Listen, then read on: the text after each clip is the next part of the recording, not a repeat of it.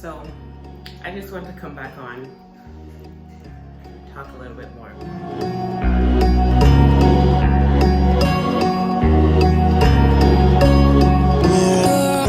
With rentals, excuse me, don't touch. With rentals, one of the reasons why you want to get information ahead of time is to kind of see what area and what things you're going to be looking for. So, for example, one of my rental clients I was dealing with, I don't think how detailed I'll go. Let me say they're not working, and then so I ran their credit report, and their score was 453. Me personally, I haven't seen a credit score that low. So to me, that was pretty low. So, so I knew right off the bat that would probably cause some areas of alarm for different landlords. So, in speaking with my leader, basically, like the things he told me to look out for, by the way, it's Justin Pritchard, some things he said to look out for is really you just want to have upfront conversations with realtors so that you're not going to a bunch of appointments and wasting your time. Like what I did is I sent them a bunch of listings. I told them, let me know which ones interest you and I'll call them and see if they would make an exception. Sorry, if they would accommodate you. So I call the realtors and say, hey, I have a client who's interested in this property, but before we go see it, I just wanted to see what your landlord's comfortability is with having a low credit score. With the credit score, the things that they're looking out for to see if there's late payments on rent or late payments on utilities. So fortunate enough for these clients of mine, that wasn't an issue. They just had a really old phone bill from over 4 or 5 years ago that they just haven't gotten around to paying yet. So I've called a few landlords. Like one landlord said they would, some landlords said no, they wouldn't consider it. Some landlords said send me their credit history and their proof of income. I'll review it and see. They said no. Another landlord said that because the property's newer on the market and they have another interested party who has a secured income and good credit, that they don't think they would consider mine, but if it does change, they'll let me know. And then I found one place, they said that, have they seen the place? I said, no, not yet, I just want to speak to you first. And she's like, okay, let them see the place, make sure they like it, and I'm sure we can work something out. And I'm like, oh, okay, amazing. So I booked a few homes for my clients to see, and in seeing the place, it was okay. So when we first walked into the building, the door, there's a front door, but on the front door it says please use the back door. So I guess the back door is the main door of entry. When you open the door, you can't even open it all the way because the washing and the drying machine are directly behind the door, but they're just not positioned well. Like, I don't know. But, so that was red flag number 1. Red flag number 2, we went in and there's a bunch of garbage on the floor. I'm like, are there squatters here or something? Red flag number 2. Red flag number 3, it's advertised as a 2-bedroom plus den and a full bathroom. Full bathroom's there, the full den is there. These aren't legal bedrooms, so yeah. And the clients didn't like it, so that didn't happen. I guess that's why they're more willing to work with people in certain scenarios, because it wasn't a very attractive listing, and so it's been on the market a while.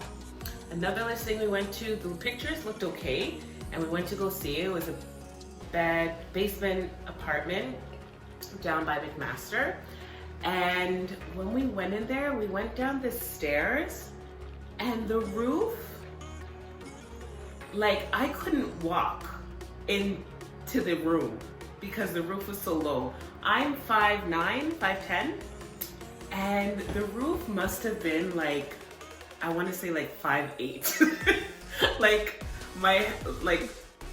No. So that's why pictures can be deceiving. So make sure you are viewing each and every place in person that your clients are seriously interested in. This video is way longer than expected, but yes, I just want to come in and add those tips.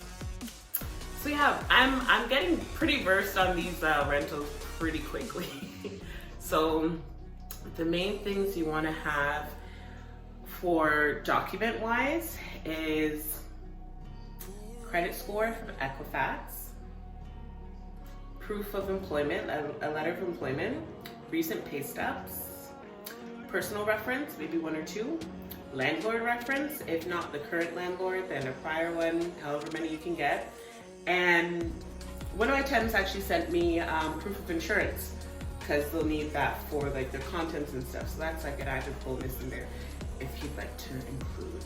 So yeah, in general, rentals in general, you know what, I understand why some realtors don't deal with rentals, or yeah, they just don't deal with rentals or leases. Some realtors are strictly listing realtors, so they only deal with residential homes or commercial, or like they don't deal with rentals. So I think it's because you're doing the exact same amount of work, if not more, than a person purchasing a house. Like if someone purchases a house, you still gotta qualify them. You still gotta get their criteria.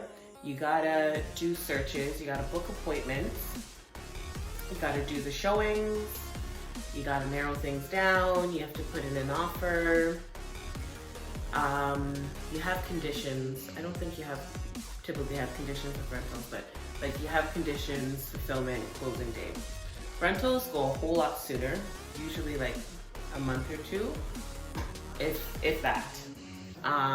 So they're a lot more quick, but you still gotta qualify them, and you're not dealing with a mortgage broker or anything, so you're qualifying their credit and their finances. You may have to order the credit report yourself, so that's an expense up front. You still gotta do their needs and wants, do the search criteria, do the listings, the showings, narrow it down, put in a rental agreement, an offer, and hope for the best. So it's pretty much the same amount of work, but like if the person were to buy a house for $500,000, the commission at 2.5% is going to be $12,500, plus you add HST to that. So that's that, versus if the person is renting, let's say for $1,400 a month, the commission is typically half a month's rent plus HST. So that would be $700 plus HST. 700 versus 12,000. Yeah. But the thing is, renters, I want to say that typically renters are not renters forever. So eventually, hopefully, they're going to be buying a home, which is actually the case. One of the renters I'm working with, story time. They had actually posted on Facebook that they're looking for a realtor to help them with a rental property in Toronto. So I reached out to them. There's like over 20 comments on the Facebook post. I didn't want to just be another number, so I sent them a personal message, and they responded to me. I think it was like a week or 2 later, saying, "Hey, just want to see why you're messaging me." And I said, "Hey, I just saw your post. I saw your post a couple weeks ago, and just wanted to make sure you're able to find a realtor to help you with your move, a realtor that you like and trust to help you with your next move." And she's like, "Oh, thanks for reaching out. It's a good thing because so many other realtors reached out to her, but they didn't follow up with her, or they're sending her like they weren't sending her what she asked for." So yeah, we connected. I'm helping her find a home, and I started to introduce the rent to own option to her. And then she says she's heard about it, but her family members, I don't want to get too personal, but she has means to have the down payment in 2 years. So she's going to be purchasing in 2 years. So in 2 years, who is she going to call? Mariah, what are you doing? I just want a hug. You want a hug? Can you wait until I'm done? Okay. Thank you. Who's she gonna be calling in 2 years? This guy, hopefully. That's my rental story. So, end of story time. See you in the next video. Life of a realtor. I don't even want to mention the time, but it's close to being the next day. And I'm just doing a quick video in my closet because I don't want to wake up my husband. But man, I don't know. I'm doing real estate. Did I wake him up? No. Doing real estate. I'm honestly just so passionate about it, and I don't know. I don't get tired. My body gets tired, but mentally I don't get tired because I just love all aspects of it. So, story time. So my listing has tenants, and it hasn't been the smoothest process, but I've been working with it and I've been keeping my clients up to date on what's happening. So the tenants have been there for 1.5 years. My client has not been there in the last 10 years. Sorry, my client has not been there in the last 10 years, so they don't have a key to the unit. And the tenants have 2 keys. And for showings, they didn't want to give their key in the lockbox for security reasons. I reassured them the lockbox is actually with the concierge who is there 24/7, so no one gets access to it except licensed professionals, which the concierge will confirm their identity. But they still didn't want their keys there, and they didn't want the option to have to go down to the front door to grab their keys every time they come in. It's a couple that lives there, so they have different schedules, and yep, they just didn't want to give up the key. So I was reading the Ontario Landlord-Tenant Act, and I was going through it, and the landlord definitely has a right to the key. It's just this scenario is complicated because it's they've already set the impression that they haven't had a key for the last 1.5 years. It's complicated. I spoke to a real estate lawyer to get their professional opinion as well, and they said it's kind of hard because the landlord does have the right to a key, but also with the people having their schedules, and it's been this long without them having a key, so it's hard to force them to give the key. And by the time you force it legally, like, the house will hopefully be sold and it just won't be worth it. So I contacted the property management company to see if they have any key rentals or if we could use their keys. They said no, they will not be escorting each and every showing. And to purchase a key fob from them, it's $110. Yeah, so I'm just gonna hope that this viewing today works out so that I don't have to go down that route. But in general, that's a portion of what I'm dealing with. So yeah, I'll keep you guys posted. We'll see what happens. I don't know. I just have so many ideas of things I want to do. I don't have enough time. I literally don't have enough time in the day. If I could, I wouldn't go to sleep. I would just stay awake and keep working. But I know my body physically needs rest. But I have like virtual events that I want to do. I have so many collaborations that I want to do. I have different marketing schemes I want to do. I have so many videos to edit and post. I'm gonna try and do 2 a week. Like, the thing is, I have the content. I have the content to be doing 2 or 3 videos a week. I just don't have the time to edit. And I could outsource it. I don't know why I'm going on this rant as if I'm talking to a human being. You know what? It's late. I'm coming out with stuff, so stay tuned. Be ready. And if there's anyone out there who wants to connect, feel free to reach out. I've connected with quite a few people already.